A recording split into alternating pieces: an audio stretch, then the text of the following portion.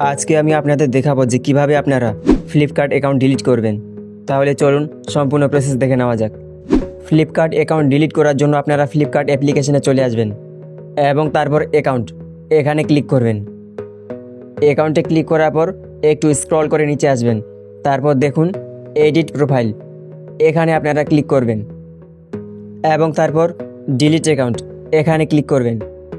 Delete অ্যাকাউন্টে click করার পর দেখুন এখানে কিছু টার্মস অ্যান্ড কন্ডিশন দেওয়া আছে এবং এটি স্ক্রল করে একদম নিচে চলে আসবেন, তারপর এই বক্সে ক্লিক করবেন। তারপর ফ্লিপকার্ট অ্যাকাউন্ট আপনি কেন ডিলিট করতে চাইছেন সেই কারণ এখানে লিখতে হবে।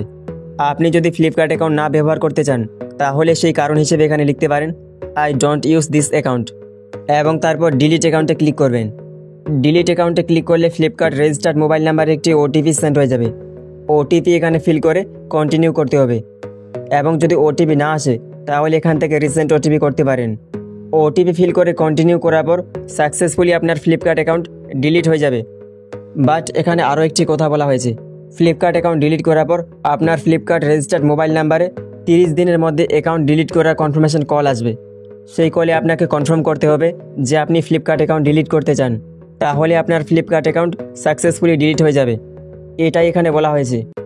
তো এই পদ্ধতির সাহায্যে আপনারা ফ্লিপকার্ট অ্যাকাউন্ট ডিলিট করতে পারবেন।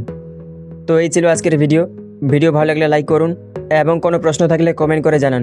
আর এরকম গুরুত্বপূর্ণ ভিডিওর জন্য চ্যানেলটিকে সাবস্ক্রাইব করে নোটিফিকেশন বাটন অল করে রাখুন। আর অলরেডি সাবস্ক্রাইব করে থাকলে থ্যাংক ইউ।